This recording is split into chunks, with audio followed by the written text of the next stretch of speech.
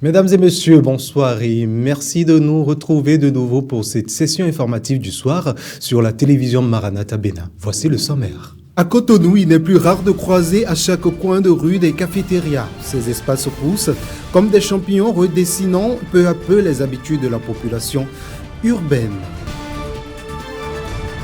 Des milliers de motocyclistes sillonnent les artères de Cotonou, parfois sans protection adéquate, pendant que la question de l'hygiène reste un défi majeur. Entre port de casque et protection hygiénique, on en parle dans ce journal. Et puis, les délégations de la République démocratique du Congo et du Rwanda se réunissent les 21 et 22 octobre à Washington pour une troisième session du mécanisme conjoint de coordination de la sécurité, avec pour objectif de faire avancer l'accord de paix de juin. Mais que peut-on réellement attendre de ces 2 jours de discussion? Éléments de réponse dans cette édition. Si quelqu'un est en Christ, il est une nouvelle créature. Les choses anciennes sont passées. Voici, toutes choses sont devenues nouvelles. À 1 Corinthiens 5, verset 17 à nouveau. Bonsoir. À Cotonou, difficile de se déplacer sans emprunter un Zémidjan. Mais derrière ce moyen de transport populaire se cache un problème d'hygiène souvent passé sous silence. Le port du casque une habitude à risque dont émigrants et usagers sont pourtant bien conscients. Reportage Félicité Botan et Megben. Dans les rues de Cotonou, le balai des émigrants rythme le quotidien. Mais derrière chaque course, un risque invisible, celui du casque partagé. Un même casque, parfois porté par des dizaines de passagers chaque jour. Casque le gozebo tchonu client le eno jene mindele mo chobo e ga no si kweutu bo kwe vivi nu keke no diono bo zombo mino si sejoni yewe mo e me bi kwi mono me chobo no casque le kwene be no asi mo tu bo client de le no amo casque le bo eno le bo agbe bo mino gbo le di dodo mo bo amo casque ron pere yo eno yi casque ga ron pere ne o ele bo casque da gbere ado eta tu mede go chon kaka chobo e de lo mo aso yesun kono tu no client si casque tosin casque atende no gosin na miton mele azon le ro titon we ne awutu ro to me azon do tamina me die ni me de kaso bochon me biro me kure bi na je ne awutu quelque na kasa we no en temps réel lo enyo de ya Transpiration, champignons, poux, infections cutanées, les risques sont réels et les passagers en sont conscients. De ikaso bo wele o koche gudo jemi me bon don kas no de kaso kuji. Donc normalement mais na wan jojo client lesson kas na kas yoyo. Le pharmacien il veut repommer de bo sa do koche wa kwe. Mama koche bi esen. Se mi jano le o. Kas ro po mene mu de no chion. En do yesi ba moyen bo. Eteran chion e mala he problème wa enanyo. Do couvrir de bo he na zero. Ta chobo na chon kaso. Mais de le karo mo des fois il teze kaso bo na chono wenwa. Entre sécurité routière et hygiène, la solution reste difficile à trouver. Certains proposent des housses lavables, tandis que d'autres appellent l'État à subventionner les casques personnels. Ça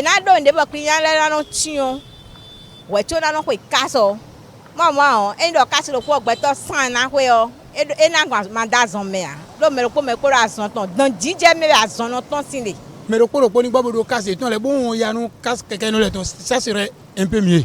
2 ou 3 fois par semaine ouais no clon do était où nous yesu ya tombo tionche yo asite yesu no tion client ton donc yesu no mo do ke kaso ki klode so yen de we ndo dagbe blo na we kaso si côté au moment attaque client de menace yo yebe bi do kaso ton do polopo claro bibio sisi jaha to gan mi ton bonu mi me nyon le o yen si gan ke klen bona ma kaso nu mi o do ejuro gbeto mo ayo ka de bo.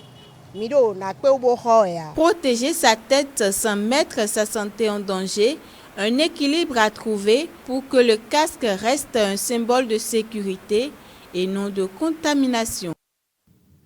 Le ministère du Travail et de la Fonction publique a rendu officielle ce lundi la liste des 95 candidats déclarés admissibles au concours de recrutement de 115 fonctionnaires des eaux, forêts, eaux et chasses au titre de l'année 2024. Il l'a fait savoir à travers un communiqué datant de ce lundi 20 octobre et signé de la ministre Adedatou Matis. Ces candidats sont invités par la même note à se présenter au centre médico-social de la garnison de Cotonou pour la phase de la visite médicale. Cette phase est prévue du lundi 27 au mercredi 29 octobre 2025 à partir de 7h. Et nous poursuivons donc ce journal à Cotonou. Les cafétérias se multiplient et attirent de plus en plus de monde. Ces petits espaces deviennent de lieux de détente, de rencontres et même parfois également de travail pour les habitants de la capitale économique. Un phénomène urbain qui traduit de nouvelles habitudes de consommation. Reportage.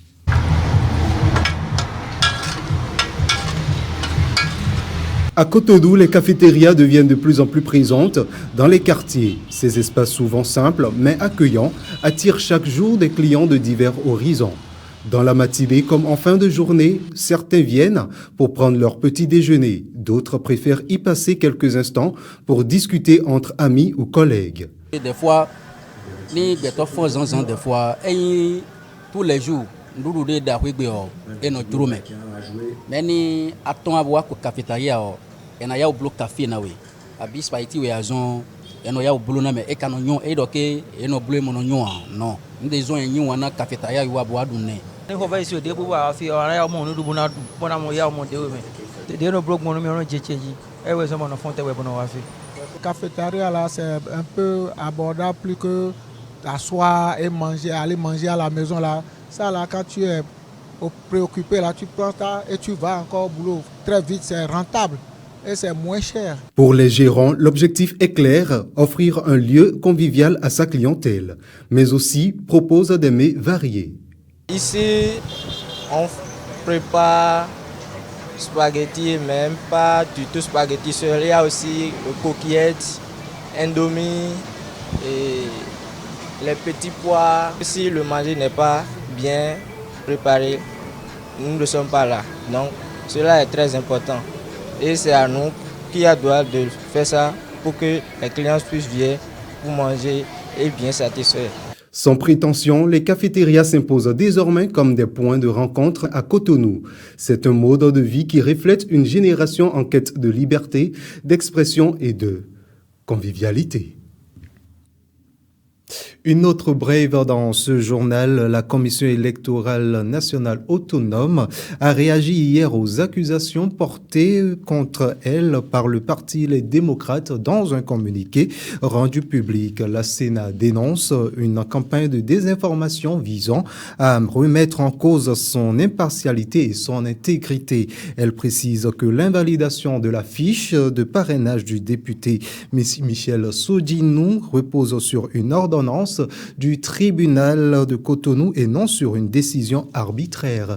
L'institution réaffirme par ailleurs son engagement à organiser des élections transparentes et crédibles dans le respect de la loi. De la politique, on parle également maintenant ecclésiale. La méditation régulière de la parole demeure un pilier essentiel de la vie chrétienne.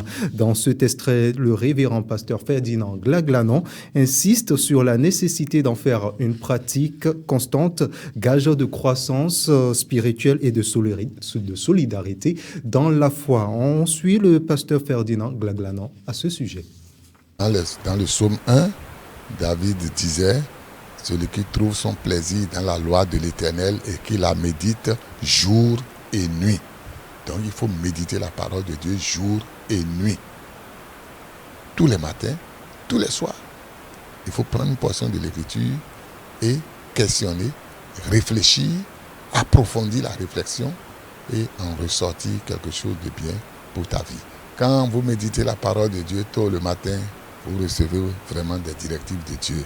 Vous êtes nourris, vous êtes bâtis, vous êtes édifiés.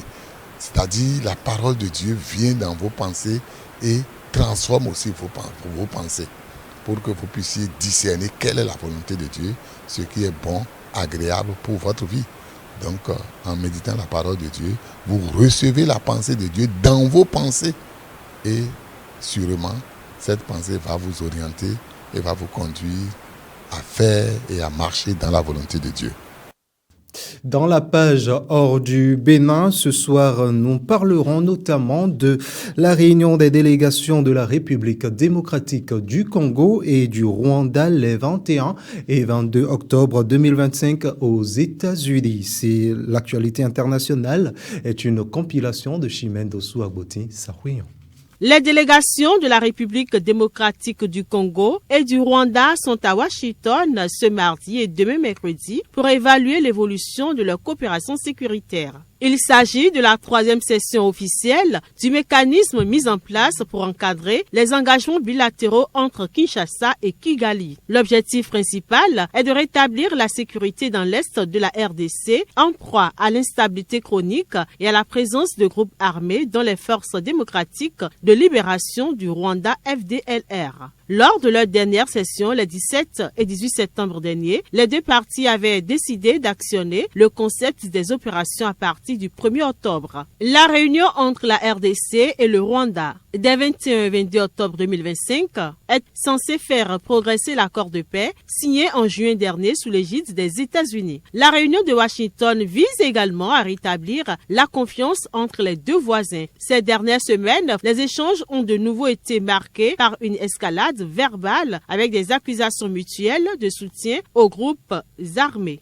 Et puis, la Guinée équatoriale accuse la France de vouloir déstabiliser son pays. Dans un message publié ce lundi 20 octobre 2025 sur INS par le vice-président équato-guinéen Teodoro Nguema Obiang Mangue, la France est accusée d'encourager les fauteurs de troubles et les ennemis de la paix en Guinée équatoriale. Ce message intervient après que l'activiste Alfredo Okenve, exilé en Espagne et considéré par le régime comme un traître, ait reçu le prix franco-allemand des droits de l'homme. Pour finir, l'ancien président français Nicolas Sarkozy a été incarcéré ce mardi 21 octobre à la prison de la Santé à Paris. Fin septembre 2025, il a été reconnu coupable d'association de malfaiteurs par la justice française. Le tribunal correctionnel de Paris l'avait condamné à 5 ans de prison ferme, 5 ans d'inéligibilité et 100 000 € d'amende pour avoir laissé ses plus proches collaborateurs démarcher la Libye de Mouammar Kadhafi en vue d'un financement illégal de sa campagne de 2007. Sur ses réseaux sociaux, il promet que la vérité triomphera. Une demande de mise en liberté a été déjà déposée. Elle sera examinée dans 1 mois à peu près. Le procès en appel de l'ancien président français Nicolas Sarkozy dans l'affaire du financement libyen ne devrait pas se dérouler avant 2026. C'est donc sur ces informations internationales que se referme ce journal. Mesdames et messieurs, merci de nous avoir suivis. Suivez-nous également sur nos canaux digitaux YouTube, Facebook, TikTok, Instagram et X. Que Dieu vous bénisse et très bonne soirée chez vous en compagnie de la télévision Maranatha Bénin.